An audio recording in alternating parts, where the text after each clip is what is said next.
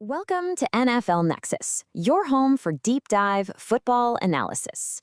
So let's talk about the Indianapolis Colts. For the fans, for that front office, for that entire city, the last 5 years have felt like an eternity. I mean, 5 straight seasons of watching the playoffs from home, that is just not the standard for a franchise with this much history. The pressure is on, big time. So this offseason, it's not just about shuffling a few players around. No. This is about executing a very specific, very deliberate blueprint to get them back to playing meaningful football in January. The big question we're tackling today is, what is that plan exactly? Let's break it all down.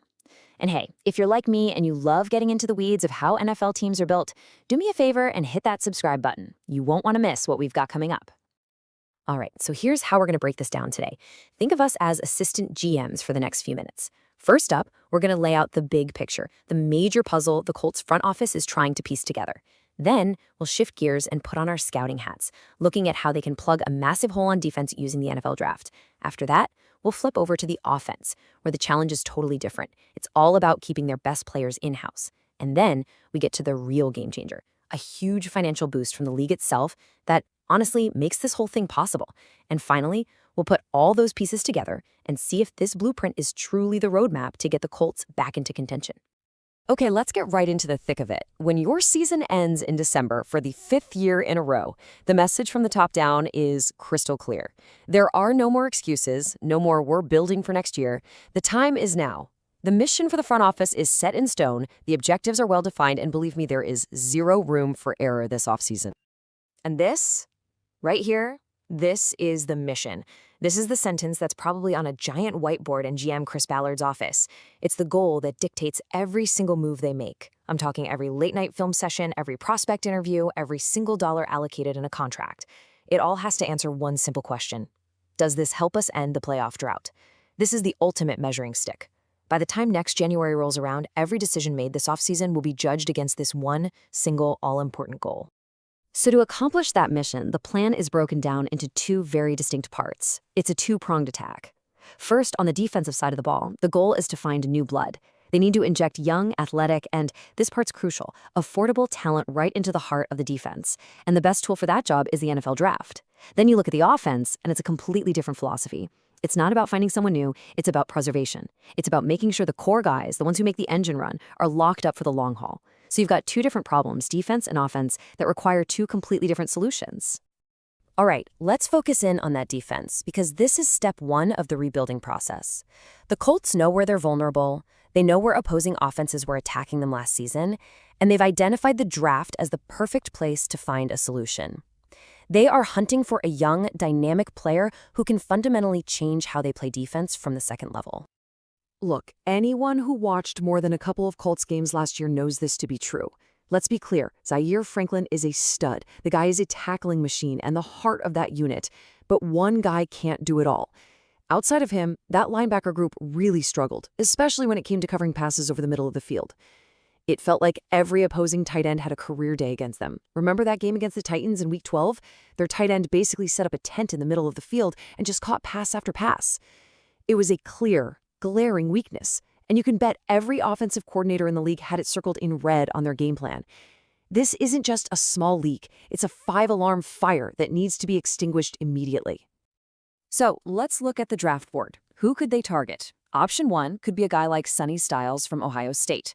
Now, what jumps off the page with Styles is his ridiculous versatility. Check out these Pro Football Focus grades, 86.9 in coverage and 87.4 against the run. Now, for anyone who's not deep into PFF, just know that any grade over 85 is considered legitimately elite at the college level. So to have a guy who grades out that high in both covering the pass and stopping the run, well, that's a rare breed. He's a true 3-down linebacker who never has to leave the field. But, and there's always a but in the draft, here's the dilemma. He's largely seen as a second-round talent. If the Colts take him there, it likely means they pass on a top-tier edge rusher, another huge position of need for them. It's that classic draft day chess match. Do you take the versatile linebacker or the premier pass rusher? All right, now for a totally different type of player. Let's talk about Torian York from Texas A&M. If Sonny Styles is the jack of all trades, York is the elite specialist. Just look at that coverage grade, a blistering 90.8 from PFF. That is absolutely insane. That's a guy who can essentially erase the other team's tight end or receiving back from the game plan. He has the instincts, the quickness. He's the exact type of modern pass coverage linebacker the Colts were desperate for last year. The trade-off? You can see it right there, his size. At 5'10", 227 pounds, he is on the smaller side. And against a big, physical running team, there's a risk he could get swallowed up by bigger offensive linemen. But here's the strategic beauty of it. He's projected to go in the 3rd round. That means the Colts could potentially snag him there and still use their 2nd-round pick on that high-end edge rusher. It's all about finding value and plugging multiple holes. And for our 3rd option, we have Jacob Rodriguez from Texas Tech. This is a guy who just screams football player. Forget the measurables for a second and just look at the raw production. Leading the entire nation in solo tackles for 2 years straight. That tells you he has an uncanny instinct for finding the ball. He's just always around the action. And then you see the 7 forced fumbles last season. That's the game-changing stuff. He's not just a tackler, he's a turnover machine. He's a walking, talking momentum swing. On top of that, everyone who's coached him raves about his leadership. He's the quarterback of the defense. Now, is he a perfect prospect? No. He's not a blazer in the 40-yard dash, and his tackling technique can get a little sloppy at times. But you just can't teach the kind of impact and instinct he brings to the field on every single snap. Okay, so we've got the defensive plan laid out. Find a young, cost-effective starter in the draft. Now, let's completely flip the script and head over to the offensive side of the ball. The philosophy here is, well, the exact opposite. This isn't about looking for new talent. This is about protecting your assets and keeping the crown jewels polished and in the building, whatever it takes. And this is mission critical. Priority 1, A, B, and C. The connection that has developed between quarterback Daniel Jones and his top target Alec Pierce has become the absolute lifeblood of this Colts offense. It's that unspoken chemistry, that trust to throw the ball up on a 50-50 ball, that perfectly timed back shoulder fade. You can't just create that overnight with a new player. That takes years of reps and shared experience. They are the engine, and the idea of letting one of them walk and breaking up that duo, it's simply a non-starter for this organization. Now, here's where it gets really complicated for the front office. Both of these guys picked the absolute best possible time to have career years, their contract year. Alec Pierce, specifically, has truly evolved from just a promising player into a legitimate #1 take-over-the-game wide receiver. And when that happens, the price tag skyrockets. But here's the real kicker. Pierce has been pretty vocal that Daniel Jones being back in Indy is a huge factor for him. He wants to play with his guy. So this isn't 2 separate, isolated negotiations for the Colts. It's become a high-stakes package deal. You really can't have one without the other, which gives the players a ton of leverage. And that brings us to the, well, let's call it the $100 million question. How in the world can the Colts make this work? You have a critical but very specific need on defense that you have to address through the draft. And at the exact same time, you have to write 2 of the biggest checks in franchise history to keep your quarterback and your #1 receiver. It just feels like you're being pulled in 2 different directions financially. On the surface, the math doesn't seem to add up. What would you do if you were the GM? Let me know your thoughts in the comments section below. So just when it seems like the Colts are caught in an impossible financial bind, the solution arrives. And what's so fascinating is that it's not coming from some brilliant contract negotiation or a clever trade. Nope. The solution is coming from the league office itself. There is a massive financial wave sweeping across the entire NFL, and it's about to completely change the game for how teams like the Colts can build their rosters. So this is the puzzle we've been trying to put together, right? You've got these huge looming contracts for your 2 most important offensive players. You've also got a very real need to add talent on defense. How do you make those 2 things coexist in a world with a salary cap? It feels like you have to choose one or the other. So where does the money possibly come from? And boom, there's your answer. $305.7 million. The NFL has let teams know that the high-end projection for the 2026 salary cap is going to be a massive number. Let that sink in. This isn't just a small incremental increase. This is a tidal wave of new cash that is about to flood into the budget of every single team in the league. It's a fundamental shift in the financial landscape of the sport. And just to show you this isn't a fluke, just look at this trend line. It's absolutely staggering. Just over a decade ago, in 2013, the entire salary cap was $123 million. Fast forward to today's projection, and it's nearly tripled. I mean, just look at the jump from 2022 to the 2026 projection. That's an increase of nearly $100 million in just 4 years. The business of the NFL is not just growing, it's a financial rocket ship, and that rising tide is lifting the spending power of all 32 boats. And this quote sums it up perfectly. It's really simple when you break it down. The league is signing enormous new media rights deals with companies like Amazon, Google, and all the traditional networks. On top of that, they're successfully expanding their global footprint with games in Germany, London, Mexico, and now even Brazil. All of that new money pours into the league's pockets, and thanks to the collective bargaining agreement with the players, a huge chunk of that revenue flows directly to the teams in the form of a higher salary cap.